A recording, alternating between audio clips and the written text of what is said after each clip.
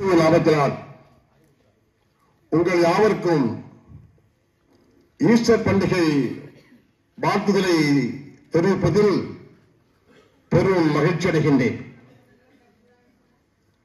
பண்டிகை என்பது மிக சிறப்பாக இருக்க வேண்டும், ரொம்ப ஆர்வமாக இருக்க வேண்டும், எல்லோரும் மகிழ்ச்சியாக இருக்க வேண்டும் என்பதற்காக பல சிறப்பு நிகழ்ச்சிகளை ஏற்பாடு செய்திருக்கின்றார்கள். இந்த ஈஸ்டர் பண்டிகையை மிகவும் சிறப்பாக கொண்டாட வேண்டும் என்று நம்முடைய போதகர் அவர்கள் தலைமையில் மிகவும் திட்டமிட்டு சீராகவும் சிறப்பாகவும் இந்த நிகழ்ச்சிகளை நடத்திக் கொண்டிருக்கின்றார்கள். ஆண்கள் சங்கம் செயலாளர், கணக்கர் மற்றும் அங்கத்தர்கள் சேர்ந்து இணைந்து சிறப்பாக செயல்பட்டு ஒவ்வொரு காரியங்களையும் சிறப்பாக நடத்திக் கொண்டிருக்கிறார்கள். இவர் யாவர்களையும் நான் வாழ்த்துவதில் நான் மகிழ்ச்சியடைகின்றேன். நம்முடைய போதகர்களையும் நான் சிறப்பாக வாழ்த்துகின்றேன். தலைமை சரியா இருந்தால்தான் எல்லாம் சரியா இருக்கும். தலைமை சிறப்பாக செயல்படுகின்றார்கள், அவர்களுக்கு வாழ்த்துக்கள். இன்று ஒரு வழக்காடு மன்றம் நடத்த வேண்டும் என்று ஆலோசித்த போது அப்படி பொதுவாக சொன்னார்கள், ஏதாவது சபை நடத்தணும் அப்படின்னு. வழக்காடு மன்றம் நடத்தலாமா சொன்ன உடனே சரின்னு சொன்னாங்க. இதற்கு முன்னால் ஒரு பட்டியல் நடத்தணும், இதை வழக்காடு மன்றம் நடத்த வேண்டும் என்று ஆலோசித்து அதற்கு என்ன தலைப்பு தரலாம், ஏனென்றால் தலைப்பு பொருத்தமாக இருக்க வேண்டும். வழக்காடு மன்றம் என்பது ஏதோ வழக்கு தொடர்த்தோம் குற்றம் சாத்திரம் அப்படி அல்ல, வேதத்தின் உண்மைகளை நாம் தெளிவுபடுத்த வேண்டும் என்பதற்காகத்தான் இந்த வழக்காடு மன்றம். அல்லது எவர் மேலும் நாம் பழி சுமத்த வேண்டும் என்ற நோக்கமாக இங்கு அமையவில்லை என்பதை முதல் மக்கள் எல்லோரும் நாம் புரிந்து கொள்ள வேண்டும். வேதத்தின் அடிப்படையில் வேதம் என்ன சொல்கிறது, அந்த நுணுக்கங்கள் என்ன என்பதை நாம் தெரிந்து நாம் செயல்பட வேண்டும் என்பதற்காகத்தான் இந்த வழக்காடு மன்றங்கள் எல்லாம் ஏற்படுத்தப்படுகின்றன.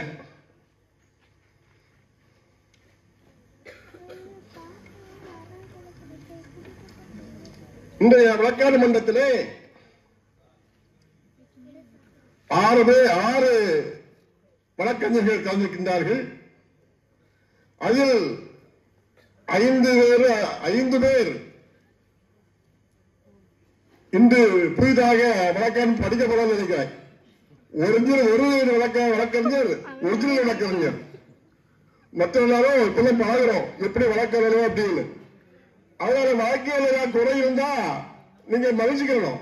வழக்கு எப்படி இருக்கு அப்படி இருக்குன்னு சொன்னாங்க சொல்லக்கூடாது. என்ன இருந்தாலும் கடைசியா பேசி தீர்த்துக்கலாம், பிரச்சனை இல்லை. அதனால இப்பொழுது நம்ம என்ன பண்ண போறோம் சொன்னா, இயேசுவானவரை யூதாஸ் காட்டி கொடுத்தால், இதுவும் பைபிள் இருக்கு, பைபிள் இருக்கிறது தான். அப்ப இந்த யூதாஸ் எப்படிப்பட்டவர்? 12 சீசன்ல ஒரு ஆள். அது மட்டுமல்ல, ஒரு குருவுக்கு சீசனா இருக்கவும் எப்படி இருக்கணும் நமக்கு எல்லாம் தெரியும். குருவா இருந்தா சீசர்கள் எப்படி இருப்பார்கள் நாம் தெரிந்து கொள்ள வேண்டும். எதுக்காக சீசன் வச்சிருக்காங்க? அவருக்கு பாதுகாப்புக்காக, அவருக்கு உதவிக்காக, அவருடைய கூடிய இருந்து எல்லா காரியங்களும் செய்வதற்காகத்தான் சீசர்களை அவர் தெரிந்து கொண்டார். 12 சீசர்களை தெரிந்து கொண்டார். அதுல 11 பேர் கலிலேயாவை சேர்ந்தவர்கள். யூதாஸ் மாட்டோம் காரியோத் என்ற அர்த்தம் சொன்னவன். மோவாப் தேசத்தில் உள்ள காரியோத் என்ற ஊரில் பிறந்தவர். அவர் ஒரு சிறந்த ஒரு மனிதன்.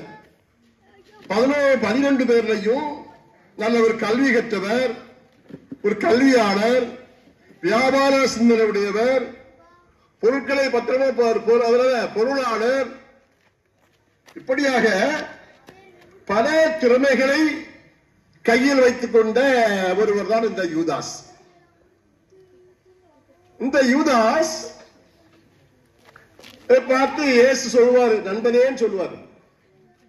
அந்த அளவுக்கு ஒரு நெருக்கமான மிகவும் சிறந்த ஒருவர் தான் அந்த யூதாஸ். அந்த யூதாஸ் இயேசுவை காட்டி கொடுக்கிறார். அது நமக்கு தெரியும், காட்டி கொடுத்தா என்ன ஆச்சு அப்படின்னா ஆச்சு. இப்படிப்பட்ட யூதாஸ் குற்றவாளியா? அதான் கொஸ்டின். குற்றவாளின்னு சொல்லல, குற்றவாளியா? இதுல ஒரு 3 பேர் என்ன பண்ண போறாங்க? அவர் செய்யதான் குற்றம் தான் பேச போறாங்க. ஒரு 3 பேர் என்ன பண்ண போறாங்க? இல்லங்க அவர் குற்றவாளி இல்ல, இன்னும் அவங்க அதுக்கு ஏற்று பேச போறாங்க. கடைசியாக நாம ஒரு முடிவுக்கு வருவோம். அந்த முடிவு உங்கள் கையிலையும் என்னுடைய கையிலையும் வேதத்தின் கையிலும் இருக்கிறது. அதனால அவங்க குற்றவாளின்னு தீர்த்துருவாங்களோ, குற்றவாளி இல்லவேன்னு சொல்லவும் சிலர் இருப்பாங்க. ஏன்னா இதுல 2 பார்ட்டி இருப்பாங்க.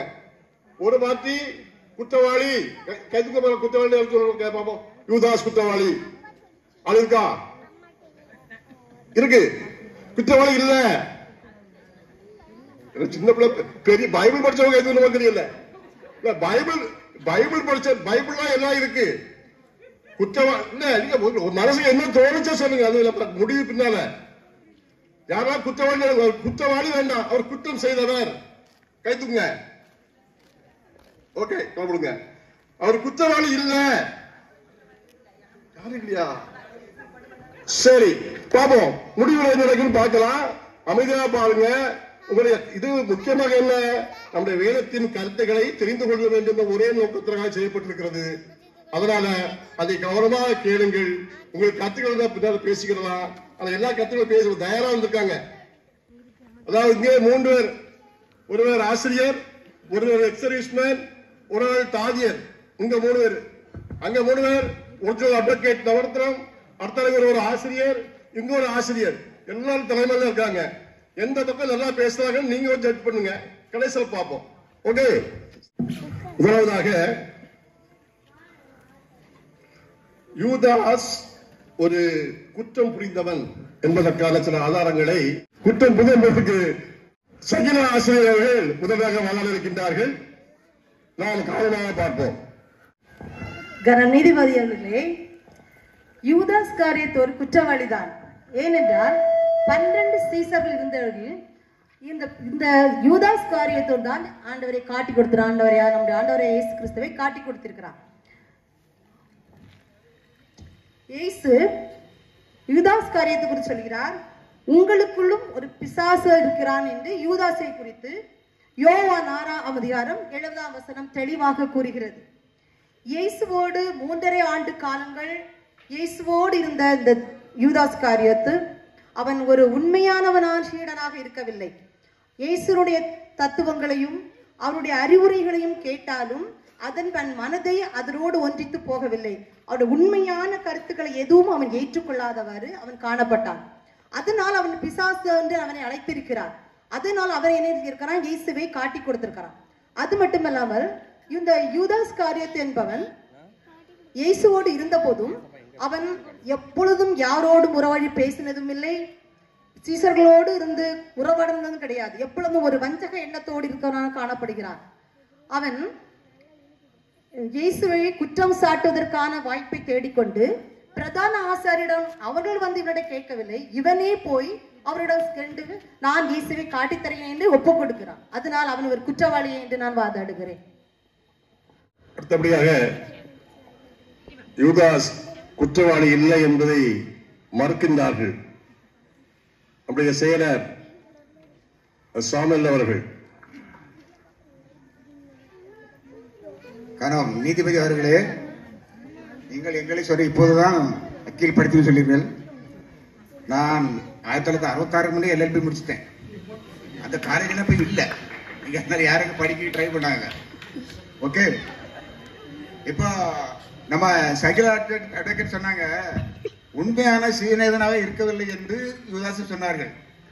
யூதாசை பார்த்து இயேசு என்ன சொன்னார்? சிநேகிதனே என்று சொன்னார். அப்படி என்றால் அவர் அவருக்கு உண்மையான சீசனாக இருந்திருக்கிறார். இப்போது உங்களுடைய குற்றம் என்ன? காட்டி கொடுத்தது குற்றம் என்று சொல்கிறீர்கள். காட்டி கொடுத்தது எந்த வகையிலும் குற்றமாகாது. இப்போ ஒரு உதாரணத்துக்கு சொல்ற சில வாரங்கள்ல ஒரு 30-40 வருஷம் முன்னுக்கு பெண்பாக்கம் படலம் அப்படி ஒரு படம் இருந்துச்சு. பெண் பார்க்க படம் எங்க பார்ப்பாங்க தெரியுமா? ஆராதனை முடிஞ்ச உடனே அப்படி நிற்பாங்க. மாப்பிள்ளை வீட்டுக்காரர் அதில் நிற்பாரு. அதுல 4 பேர் சொல்லுவாங்க, அந்த போற பத்தி ஒரு பச்சை சேலை கொடுத்து அவதான் பெண்ணுன்னு சொல்லுவாங்க, சுட்டி காட்டுறாங்க. அதே போல பெண்ணு பார்க்க மாப்பிள்ளை வீட்டுக்காரன் நிற்பான், அதான் நிக்கிறான் அவன் வெள்ள வேட்டிக்காரன், அவன் தான் மாப்பிள்ளைன்னு சொல்லுவாங்க, சுட்டி காட்டுவாங்க. அப்படி சுட்டி காட்டுறது மாலாக ஒரு விவாக பந்தம் ஏற்பட்டு ஒரு சுபகாரியம் நடக்கிறது. அதே போல இப்ப நீங்க பாருங்க, இதுல 6 பேர் இருக்கிறோம்ல, 7 பேர் இருக்கிறோம்ல, இது நீதிபதி யாருன்னு சொல்லுவீங்க நீங்க?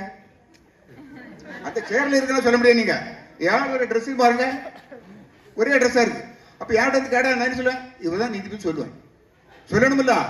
அப்ப நான் சுட்டி காட்டணும் அவரை, இவதான் நீதிபதி சொன்னாதான். அதே போலதான் என்ன நோக்கத்துக்காக காட்டி கொடுத்தாலும் சொல்லுவோம், காட்டி சொல்றதுங்க.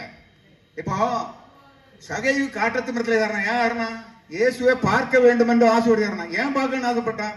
இயேசுவான அற்புதங்கள் செய்கிறார், அதிசயங்கள் செய்கிறார், மரித்தவர் எழும்பிக்க பண்ணுறான்னு சொன்ன ஆசையோட பார்க்க ஏறணும். அதே போலதான் வேத பாரதரும் பரிசேயர்களும் வந்து யூதாசை அணுகிறார்கள்.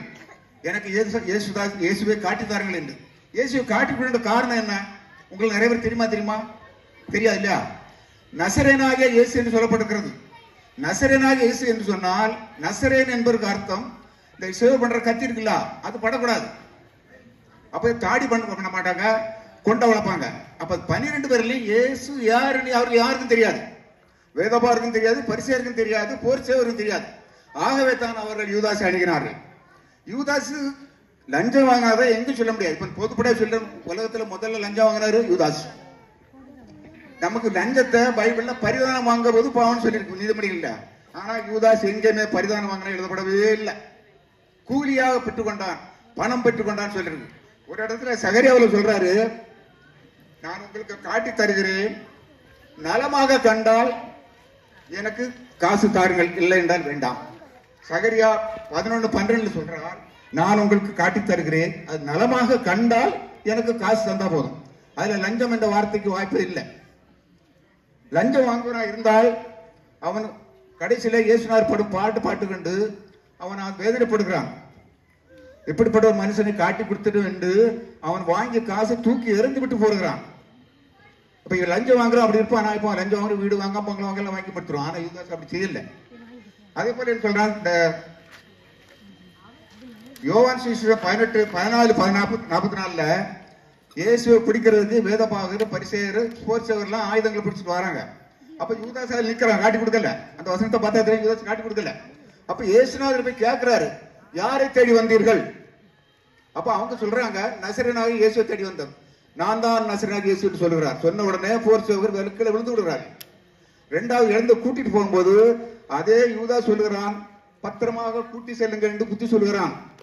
இயேசுநாதரே பத்திரமாக கூட்டி செல், இதே வார்த்தை பைபிள்ல கிளியரா இருக்கு, பத்திரமாக கூட்டி செல்லுங்க சொல்கிறான்.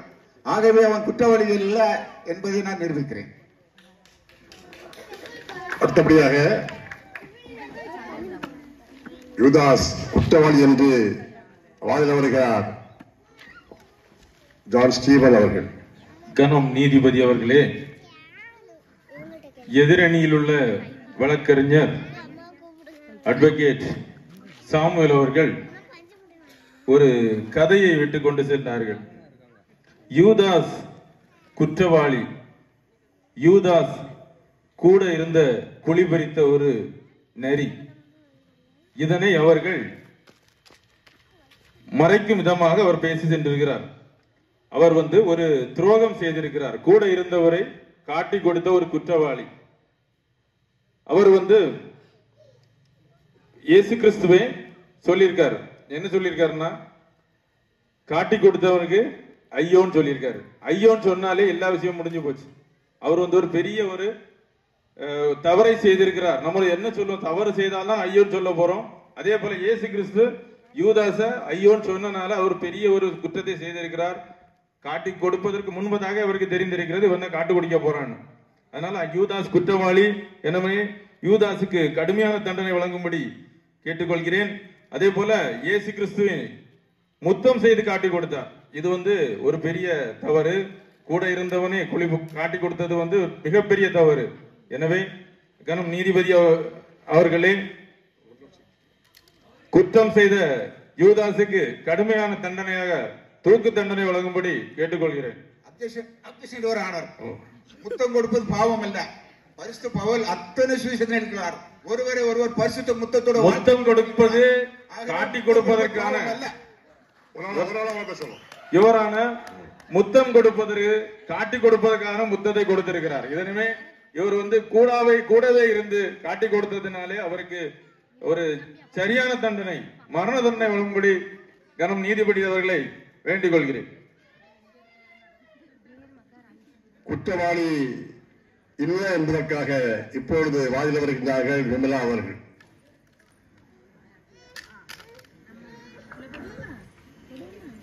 கனம் நீதிபதி அவர்களே, எனக்கு எதிராளியாக பேசின வக்கீல் சொன்னாரு காட்டி கொடுத்தது மூலம் இது குற்றவாளி நீ.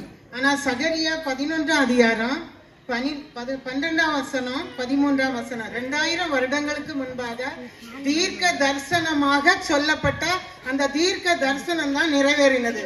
உங்கள் பார்வைக்கு நன்றாய் கண்டால் என் கூலியை தாருங்கள், இல்லாவிட்டால் இருக்கட்டும் என்று அவர்களோட சொன்னேன். அப்பொழுது எனக்கு கூலியாக 30 வெள்ளிக்காசை நிறுத்தார்கள். அப்போ அந்த கர்த்தர் என்னை நோக்கி அதை குயவனிடத்தில் எறிந்து விடு என்றார். இதுவே நான் அவர்களால் மதிக்கப்பட்ட மேன்மையான மதிப்பு. நான் அந்த 30 வெள்ளிக்காசை எடுத்து அவைகளை குயவனுக்கென்று கர்த்தருடைய ஆலயத்திலே எறிந்து விட்டேன். இதே சம்பவம் தான் 2000 வருடங்களுக்கு பிறகு இயேசுவானவர் பிறந்த பொழுது இதை நிறைவேற்றினார் யூதாஸ் காரியோத் என்பவர். இந்த யூதாஸ் காரியோத் என்பவருக்கு பொருள் யெகோவா தேவன் என்று அர்த்தம். அப்போ அவர் ஒரு நல்ல ஒரு தேவனுடைய குடும்பத்தில், ஒரு கர்த்தரை ஆராதித்த ஒரு குடும்பத்தில் பிறந்தவர். அவரை நல்ல மகனாக தான் வளர்த்தாங்க. அவங்க அப்பா பெரிய பணக்காரர், ஜவுளி கடைக்காரர், நல்ல வருமானம் உள்ளவர். ஏன்னா இவ்வளவு வசதி இருந்தவர். உண்மையாக கண்டிக்கிறேன் யுவரான. நல்ல பணக்காரர் ஜவுளி கடை ஓனர்னு சொல்ற எந்த தவறு பண்ணலாமா? அப்படி ஒரு தவறு பண்ண முடியாது. இயேசு கிறிஸ்து ஏற்கனவே சொல்லியிருக்காரு யோவான் 12:6 சீடர்களிலே இவரை பற்றி தான், யூதாசை பற்றி தான் திருடன் என்று ஒரு வசனத்திலே கூறப்பட்டுள்ளது. யோவான் 12:6. இதனாலே கடவுள் இயேசு கிறிஸ்து சீடன்லே திருடன் சொன்னால இந்த யூதாசு தான். ஆனா இதுல நல்லவனா இருந்திருக்கலாம் ஒரு காலத்துல. ஆனா இயேசு கிறிஸ்துவை காட்டி கொடுத்ததன் மூலம் அவர் பெரிய ஒரு குற்றவாளியாக இருக்கிறான். எனவே கனம் நீதிபதி அவர்களே அவருக்கு ஒரு கடுமையான தண்டனை வழங்கும்படி கேட்டுக்கொள்கிறேன். யுவரானர் குற்றவாளினி தீர்த்தாலும் அவன் அந்த 30 வெள்ளிக்காசையும் தூரதான் அந்த தேவாலயத்துக்கு முன்பாக தூரம் இல்ல கனம் நீதிபதி அவர்களே, 30 வெள்ளிக்காசு வாங்கினது லஞ்சம், காட்டி கொடுப்பதற்காக பெறப்பட்டது லஞ்சம். லஞ்சத்தை பெற்று காட்டி கொடுத்த யூதாஸ் காரியத்துக்கு கடுமையான தண்டனை வழங்கும்படி கேட்டுக்கொள்கிறேன். அப்ஜெக்ஷன் யுவர் ஆனரே, நம்ம எதிர்கட்சி வக்கீல் மாறி மாறி சொல்ல லஞ்சம் என்று. லஞ்சம் என்ற வார்த்தை பைபிளில் எங்கேயும் கிடையாது. நீதிபதியிலே பரிதானம் என்று சொல்லப்பட்டிருக்கிறது. யூதாஸ் எங்கேயுமே லஞ்சம் வாங்கல, பரிதானம் வாங்கவில்லை, கூலிதான். நீதிபதி அவர்களே, கூலி என்றால் அவர் வாங்கினதுக்கு சம்பளம், காட்டி கொடுக்கிறதுக்கு வாங்கப்பட்டது சம்பளம் தான் பெற்றிருக்காரு. சம்பளம் என்னது? காட்டி நல்ல காரியம் செய்து ஒரு வேலை செய்தா சம்பளம் கொடுப்பாங்க. கூட இருந்த ஒரு நண்பனை காட்டி கொடுத்ததுக்கு பெற்ற கூலி, இயேசு கிறிஸ்துவை காட்டி கொடுத்ததுக்கு பெற்றது கூலி. எனவே அவர் கூலி வாங்கி ஒரு ஆளை காட்டி கொடுத்து அவரை மரண தண்டனைக்குள்ளாக ஆக்கினதுனாலே அவருக்கு ஒரு கடுமையான தண்டனை வழங்கும்படி கேட்டுக்கொள்கிறேன். அடுத்தபடியாக குற்றவாளி இல்லை என்று அட்வொகேட், ஒரிஜினல் அட்வொகேட் வராங்க. அவங்களோட விவாதம் எப்படி வித்தியாசம் இருக்குன்னு நினைக்கிறேன். அட்வொகேட் அவர்கள் அவர்கள் வாதாட வருகின்றார். Hello, sir. In this case, I am appearing for Jesus. Jesus is murdered for the reason caused by Judas. அதாவது நான் இறந்த அல்லது கொலை செய்யப்பட்ட இயேசுவுக்காக வாதாட வந்திருக்கின்றேன். அந்த இயேசுவை கொலை செய்வதற்கு காரணமாயிருந்தவன் அல்லது அதற்கு உடந்தையாயிருந்தவன் யூதா. ஏனெனில் இயேசு கிறிஸ்து இந்த உலகத்திலே வாழ்ந்த நாட்களிலே அரசுக்கு எதிரான பலவிதமான மாற்றங்களை கொண்டு வர முற்பட்டார். எனவே அரசானது அப்படிப்பட்ட செயல்களை அவர் செய்யும் போது அரசிற்கு சில இடையூறுகள் இருந்தன. நான் இந்த நாட்களில் பார்க்கின்றது போல அரசுக்கு இடையூறு ஏற்படுகின்றவர்களை பிடித்து சிறையில் அடைப்பதும் அவர்கள் மீது வழக்குகள் தொடுப்பதும் இந்த நாளிலும் நடைபெற்றுக் கொண்டிருக்கின்றது. இதே வண்ணமாக தான் அந்த நாளிலும் இயேசு கிறிஸ்து ஒடுக்கப்பட்ட மக்களுக்காக, பாதிக்கப்பட்ட மக்களுக்காக, நீதி நியாயங்களுக்காக போராடும் போது அரசானது அவருக்கு எதிராக செயல்பட தொடங்குகின்றது. இயேசு கிறிஸ்து பிறந்த நாளிலே குடிமதிப்பு எழுதப்படும்படி சென்றார். இந்த நாட்களிலும் நாம் CAA என்ற ஒரு சட்டத்தை பார்க்கின்றோம். இயேசு கிறிஸ்து எனவே அவர் அரசுக்கு செலுத்த வேண்டிய வரிகளை எல்லாம் ஒழுங்காக செலுத்திக் கொண்டிருந்தார். அப்படி செலுத்திக் கொண்டிருந்த ஒரு நபருக்கு ஒரு பாதிப்பு ஏற்படும் போது அவருக்கு வாதாட வேண்டியது அரசு தரப்பு தான். அந்த நிலையிலே நாங்கள் ஒவ்வொருவரும் அரசு தரப்பிலே வாதாடி கொண்டிருக்கின்றோம். ஏனெனில் அவர் பாதிக்கப்பட்ட நபர். ஏனென்றால் அவர் அரசுக்கு வரி செலுத்துகின்றார். அரசுக்கு வரி செலுத்துகின்ற நபர்கள் குற்றத்திலே அல்லது கிரிமினல் வழக்குகளில் ஈடுபடும் போது பாதிக்கப்பட்ட நபர்களுக்கு வழக்காடுவது அரசு வழக்கறிஞர்கள். எனவே இந்த நேரத்திலே இயேசு கிறிஸ்துவுக்காக நாங்கள் வழக்காடுகின்றோம். அதாவது அவரை கொலைக்கு உடந்தையாக இருந்த யூதாஸ் தண்டிக்கப்பட வேண்டும் என்ற நோக்கத்திலே நாங்கள் வாதாடுகின்றோம். அதனை சட்ட புத்தகத்திலே பார்க்கும்போது லூக்கா 22ஆம் அதிகாரம்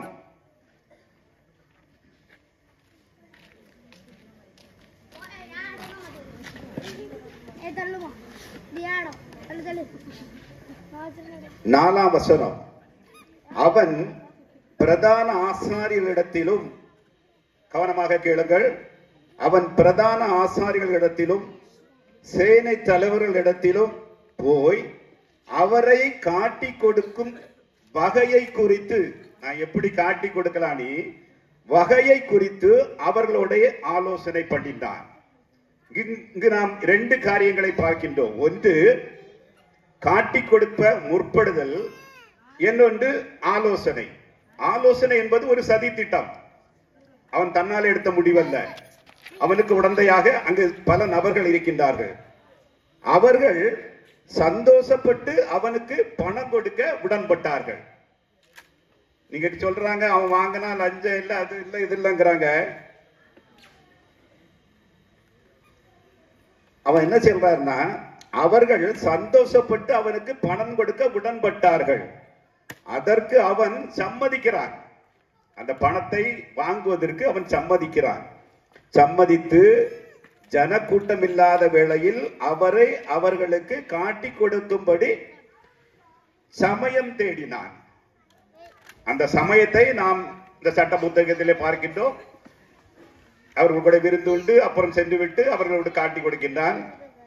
எதிரணி வழக்கறிஞர் பேசும்போது முத்தம் கொடுப்பது தவறு அல்ல என்று பேசினார். நான் அதை மறுக்கிறேன்.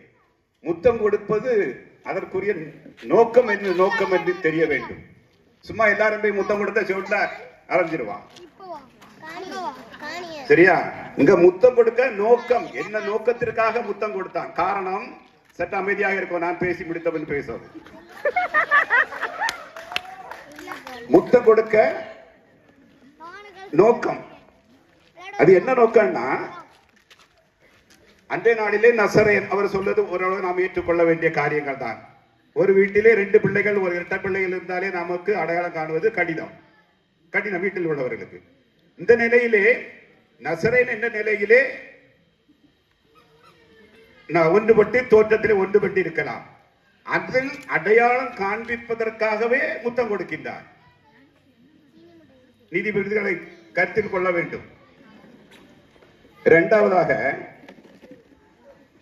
பத்திரமாக கூட்டி செல்லுங்கள். ஆலோசனை கொடுக்கிறது யாரு? காட்டி கொடுத்த யூசான். பத்திரமாக கூட்டி செல்லுங்கள். ஏனென்றால் இயேசு கிறிஸ்துவை கல்லெறிய முற்படும் போது அவர் அப்படி கடந்து போய்விட்டார். எனவே அவன் ஏற்கனவே தீர்மானம் பண்ணிவிட்டான், இவர் கடந்து சென்று விடுவார். எனவேதான் அவன் அந்த வார்த்தையை உபயோகப்படுத்திக்கிட்டு அவரை பத்திரமாக கூட்டு. ஏன்னா அவன் பணம் வாங்கியாச்சு, நாளைக்கு அந்த பணத்தை திருப்பி காட்டக்கூடாது. நீ இதெல்லாம் சொல்லி இருக்கலாம்ல, அவரை பத்திரமா கூட்டிட்டு போ, அப்படி இப்படி எங்களுக்கு இன்ஸ்ட்ரக்ஷன் தந்திருக்கலாம்ல. நீ ஒண்ணுமே தராம பணத்தை வாங்கிட்டு நாங்க பிடிச்சோம், அவர் ஓடிட்டார்ல, அப்ப நீ சொல்லியிருக்கணும். ஏற்கனவே அவருக்கு கல்லறைய போனோம், அவர் ஓடிட்டாரு, பறஞ்சு போயிருவாரு, அதெல்லாம் நீ பார்த்திருக்கான்னு அவன் அதிலிருந்து தப்பிப்பதற்காக என்ன சொல்லுகிறான் என்றால் பத்திரமாக கூட்டி சொல்லுங்கள் என்று சொல்லுகின்றார். மேலும் நாம் சில காரியங்களை பார்க்கும்போது ஆதாம் ஏவாளை கடவுள் நல்ல நோக்கத்திற்காக தான் படைத்தார். ஆனால் அவர்கள் தவறு செய்தார்கள். யூதாஸ் அவன் பிறவாதி இருந்தால் நலமாயிருக்கும் என்று திருமறையில கூறப்பட்டிருப்பது உண்மைதான். இயேசுவோடையே கூடவா இருந்து எல்லா குணாதிசயங்களும் தெரிந்து கொண்டு அவரை காட்டி கொடுத்தது, அவரது மரணம் விளைப்பதற்கு காரணமாக இருந்தது யூதாஸ். எனவே அவருக்கு நீதிமன்றம் உரிய தண்டனை வழங்க கேட்டுக்கொள்கிறேன். அவன் செய்த குற்றம் காட்டி கொடுத்தல், கூட்டு சதி. மீண்டும் தேவைப்பட்டால் மறு விசாரணைக்கு ஆஜராகிக் கொள்வேன். நன்றி. நன்றி. அடுத்தபடியாக யூதாஸ் குற்றவாளி அல்ல என்பதை ஸ்பர்தல் ராஜா ஆசிரியர் அவர்கள் வாதாட வருகின்றார்கள். நீதிபதி அவர்களே, யூதாஸ் காரியோத்து இயேசுநாதரை காட்டிக் கொடுத்தாலும் அவன் குற்றவாளி அல்ல. ஈபிகோ சங்கீதம் 41:9 யூதாஸ் பழைய ஏற்பாட்டின் தீர்க்கதரிசனத்தின் வெளிப்பாடு. யூதாஸ் இயேசுவை காட்டிக் கொடுப்பதற்கு முன்குறிக்கப்பட்டவன். அவன் மீது எந்த குற்றமும் கிடையாது.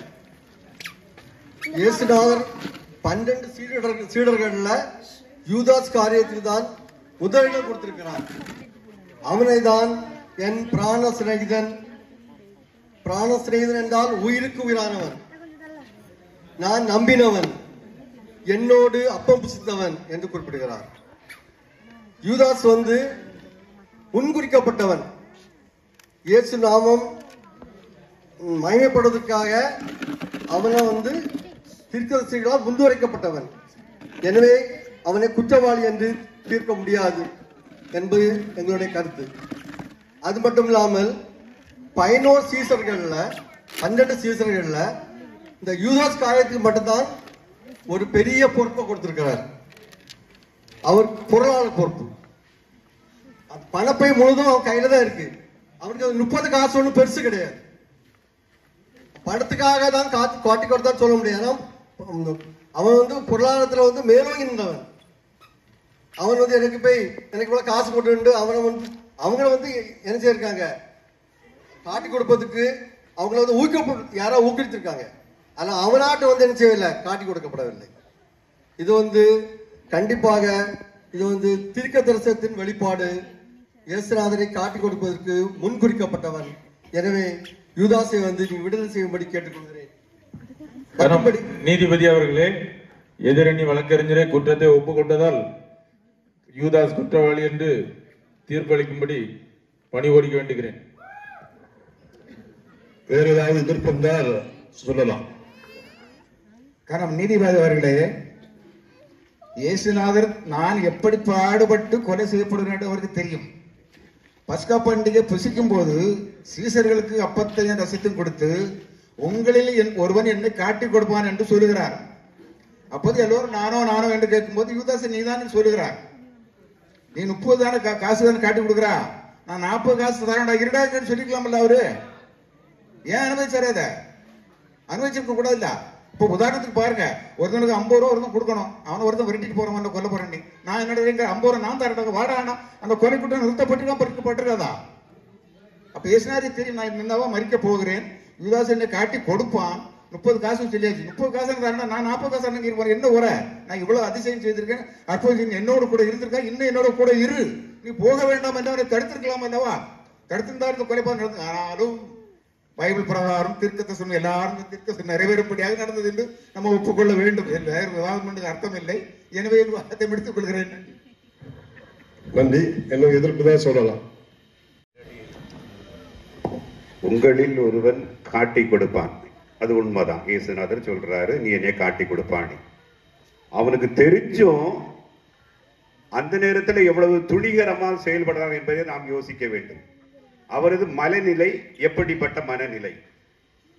எதிரடி சொல்லுகிறாரு, நீர் காட்டி கொடுப்பான், நீ தான் சொன்ன உடனே பைசா கூட தந்திருக்கலாம், அப்படி இப்படி இல்லை. அவன் அவ்வளவு 11 சீஷர்களிலும் 12 பேர்லையும் 11 ஆளு பொருளாசை பிடிச்சவை. அவன் மற்ற சீஷர்கள் படிப்பறிவு இல்லாததுனால, இவன் கொஞ்சம் படிச்சதுனால அந்த பொருளாதாரத்தை அவன் கையில வச்சுக்கிட்டு பணத்துக்கு ஆசைப்பட்டது அந்த வேலை செய்தது. ஆனா அவன் செய்தது பெரிய துரோகம். ஏழை ஒடுக்கப்பட்ட மக்களுக்காக பாடுபட்ட ஒருவரை பணத்திற்காக காட்டி கொடுத்து சதி ஆலோசனை பண்ணியது மிகப்பெரிய குற்றம் என வாதிடுகிறேன். யுவரானார் அவங்க சொன்னாங்க, சுவிசேஷத்துல இது யூதாஸை பற்றி சொல்லி இருக்கு. ஆனா யூதாஸ்லயும் ஒரு சுவிசேஷம் இருந்தான் 1970 அது கண்டெடுக்கப்பட்டிருக்கிறது. அதுல இயேசுவானவர் நீ என்ன காட்டி கொடு என்பதாக எழுதி இருக்கிறாங்க. அப்போ இயேசுவானவர் சொல்லிதான் யூதாஸ் காட்டி கொடுத்தது.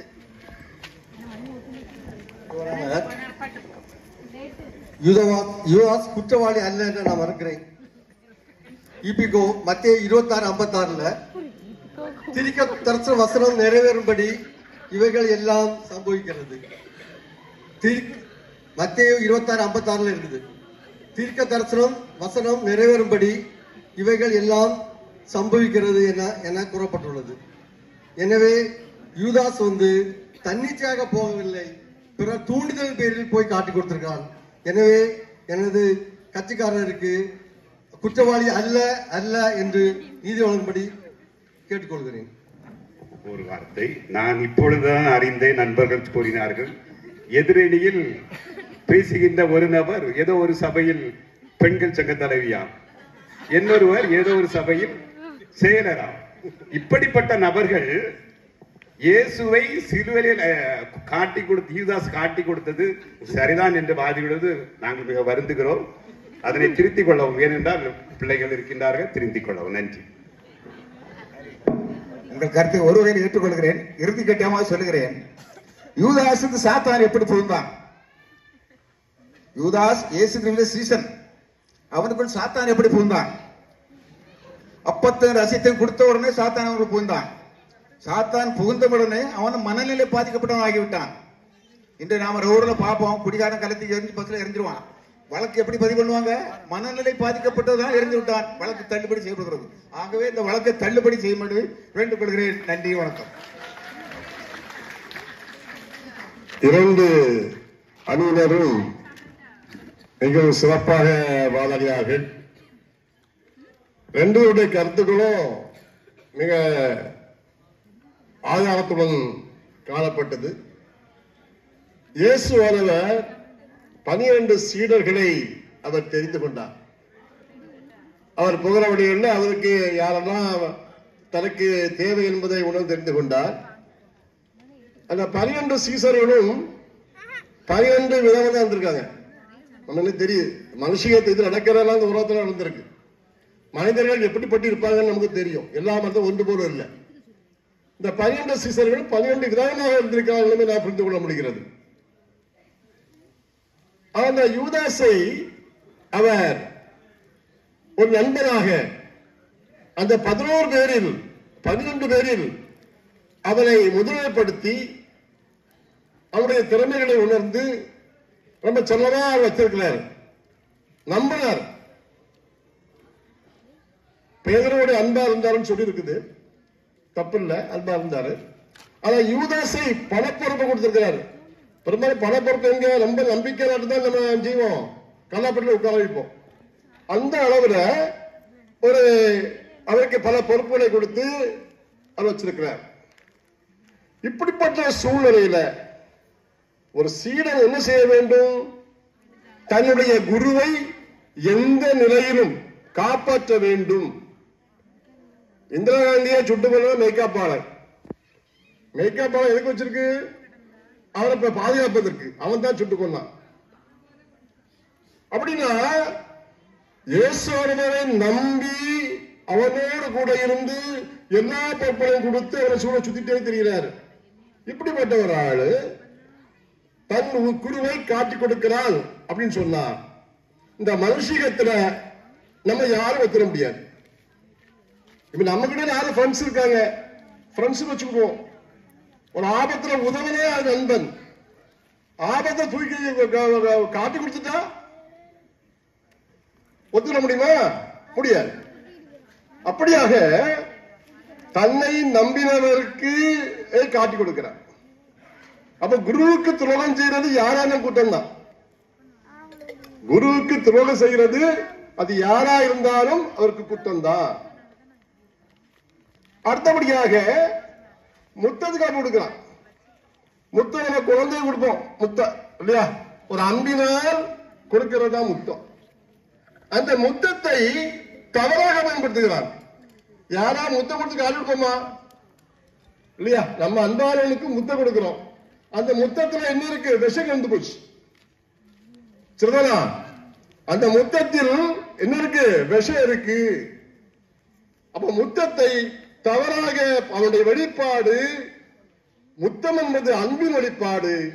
ஆனா அதை அவன் தவறாக பயன்படுத்தியிருக்கிறான் சொல்றது நமக்கு தெரிந்து கொள்ள முடிகிறது. அதே போல ஒரு குருவோடு ஒரு சிஷ்யன் ஒரு குருவோடு விசுவாசமாக இருக்க வேண்டும். எப்போ குருவோட சிந்தனை முழுதும் குருவாக இருக்க வேண்டும். ஆனால் அவன் அப்படி இருக்கல. தன்னுடைய குருவோடும் இயேசுவை எதிர்த்தவர்களோடும் தொடர்பு வைத்திருந்தான். அது அவனுடைய ஒரு குற்றம். அவருடைய தொடர்பு எப்படி இருந்தது? யாருக்கு எதிராளியோ அங்க தலை இங்க வாலு. அது நம்முடைய மனுஷத்தில் ஒரு தவறான ஒன்று. இது யாரும் நம்ம மறக்க முடியாது. அவன் குருவுக்கு மட்டும் விசுவாசமா இல்ல, எதிராளிக்கு விசுவாசமா இருந்தால் இது ஒரு குற்றம், இது ஒரு தவறு. அடுத்தபடியாக 30 வள்ளிக்காசுகளை கூலியாக பெற்றுக் கொண்டான்னு இருக்கு.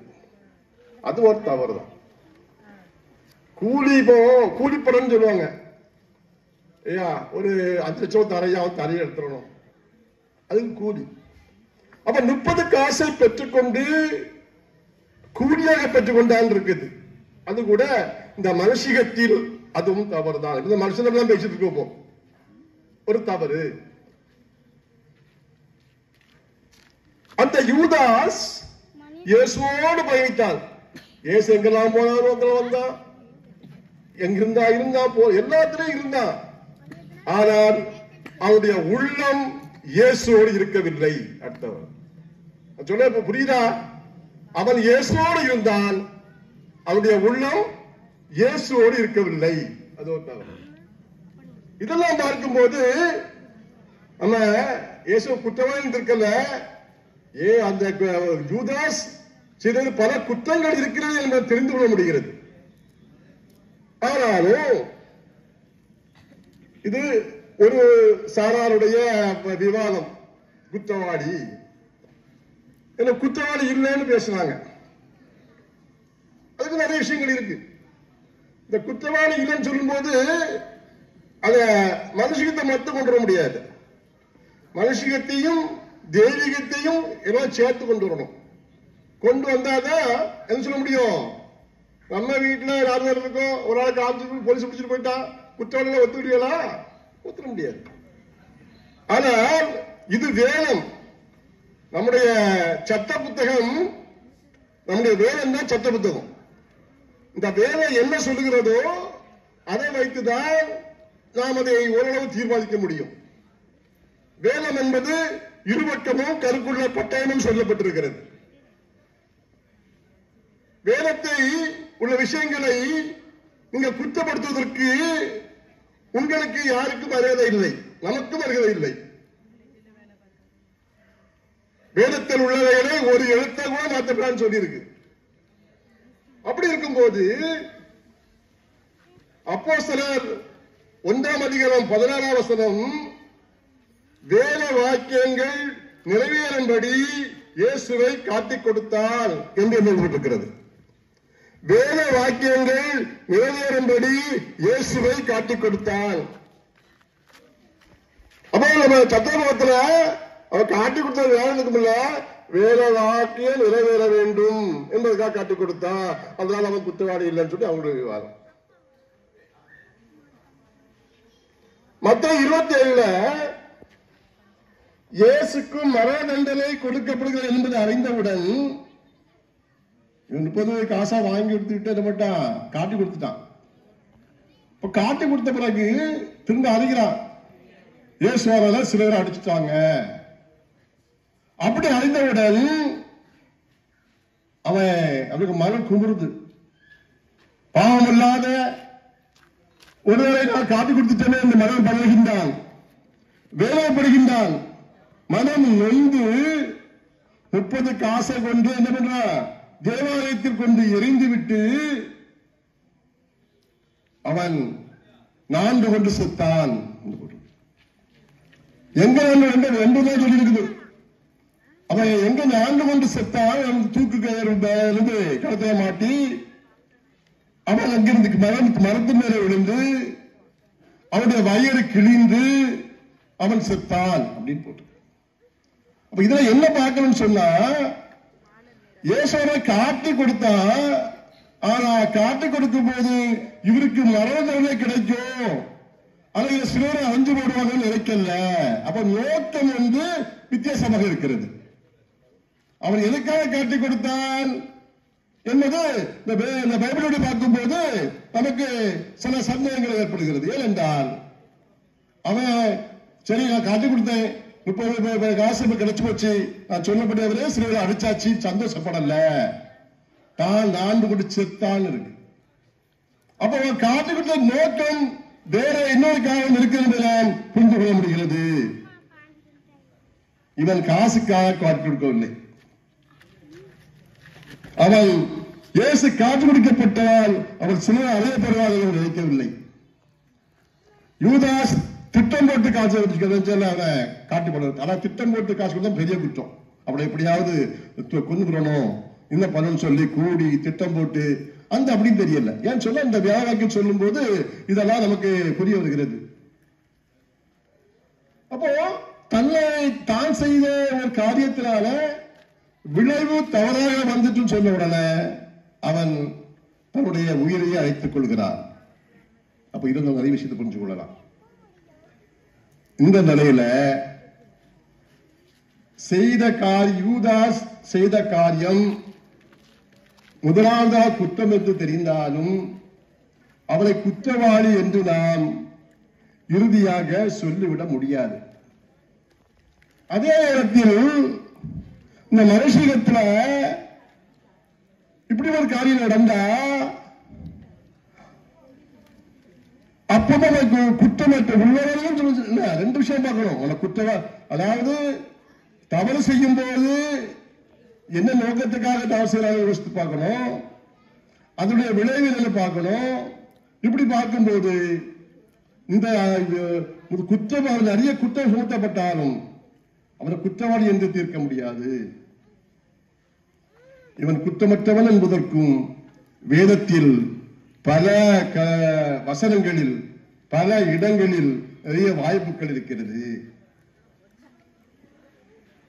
இதனுடைய தீர்ப்பு சொல்ல முழு தீர்ப்பையும் நாம் அறிந்து கொள்வதற்கு கொஞ்சம் கால அவகாசம் வேணும். ஏன்னு சொன்னா நான் 2 சொல்லிட்டு புரிஞ்சிருக்கோம். 2 விஷயமும் சொல்லியாச்சு. இவரை குற்றவாளி என்று தீர்க்கிறதுக்கும் வாய்ப்பில்லை. அதே போல குற்றமற்றவன் என்று முழுமையாக சொல்வதற்கு வாய்ப்பில்லை. இதை நாம் இந்த தீர்ப்பை முழு தீர்ப்பை அறிய வேண்டும் என்றால் கொஞ்சம் கால அவகாசம் தேவைப்படுகிறது. 2 கொரிந்தியர் 4:5 ஆனாலும் கர்த்தர் வருமளவும் நீங்கள் காலத்துக்கு முன்னே யாதொன்றையும் குறித்து தீர்ப்பு சொல்லாதிருங்கள். இப்ப நானும் கூட நிறைய விஷயங்களை நாம சொல்றோம். நான் நல்லவே, நான் நல்லா செய்திருக்கிறேன், நான் ஒழுங்கா கோயிலுக்கு போறேன். இன்னொரு பக்கம் பார்க்கலாங்க, இதே கோயிலுக்கு போறாரு, சொல்றது ஒண்ணு, பேசுறது ஒண்ணு, செய்யறது ஒண்ணு. ஆனா நான் நல்லவனா கெட்டவனா இவர் குற்றவாளியா குற்றவாளியா தீர்க்கிறதுக்கு நம்ம இருக்க முடியாது. யார் தீர்க்கணும்? கடவுளா தீர்க்க சொல்லுவது. ஆனாலும் கர்த்தர் வருமானமும் நீங்கள் காலத்திற்கு முன்னே யாதனை குறித்து தீர்ப்பு சொல்லாதீர்கள். வெளிப்படுத்தல் 17:7 தேவாலய கர்த்தாவே உங்களுடைய நியாய தீர்ப்புகள் சத்தியமும் நீதி உள்ளவர்களும் சொல்ல கண்டேன். நம்ம இதை திருப்பி சொல்லிட்டு போயிடலாம். ஆனா தேவனுடைய தீர்ப்பு தான் உண்மையான தீர்ப்பாக காணப்பட்டோம் சொல்றாங்க. இயேசுவின் 2ஆம் வருகையின் போது இவருடைய தீர்ப்பை முழுமையாக அறிந்து கொள்வோம். எனவே இந்நீதிமன்றம் தேதி குறிப்பிடப்படாமல் ஒத்திவைக்கப்படுகிறது. வருங்காலத்தில் இயேசுவானவர் வரும்போது இதில் யார் குற்றவாளி என்பதை நாம் ஒவ்வொருவரும் அதை தெரிந்து கொள்வோம் என்பது எந்த வகையான சந்தேகமும் இல்லை. இந்த வழக்கான மன்றம் மூலம் நாம் பல காரியங்களை அறிந்து கொள்ள வேண்டும். யூதாஸ் இயேசுவோடு இருந்தால், எல்லாவற்றிலும் முதல்வனாக இருந்தான். ஆனால் இயேசுவின் உள்ளத்தோடு இயைந்து வாழவில்லை. அதனால் அவன் ஆண்டு கொண்டு செத்தான். நாமும் எப்படி இருக்கிறோம்? கோயிலுக்கு போறோம், ஜெபம் பண்றோம், எல்லா காரியம் செய்கிறோம். ஆனா நம்ம இயேசுவின் உள்ளத்தோடு இயைந்து வாழ்கின்றோமா என்பதை ஒவ்வொரு பேரும் இந்த நேரத்தில் சிந்திக்க கலையப்பட்டிருக்கிறோம். நாம் எல்லோரும் இயேசு உள்ளத்தோடு இயைந்து வாழ்வோம். இயேசு இன்றும் நம்மோடு இருக்கிறார். ஒரு நாள் நீதிபதியாக வந்து நம்மை நியாயந்திக்க போகிறார். அப்பொழுது நாம் யூதாஸ் கருத்தில் இருக்கிறோமா அல்லது என்பதை நாம் தெரிந்து கொள்ள வேண்டும். சீக்கிரமாக வரப்படுகிறார், வலுவோடு நியாயந்திக்க போகிறார். நியாயத்தின் போது நாம் யார் குற்றவாளி என்பதை அறிந்து கொள்வோம் என்று கூறி சிந்திப்போம், செயல்படுவோம் என்று கூறி நன்றியோடு விடைபெறுகிறேன். நன்றி, வணக்கம்.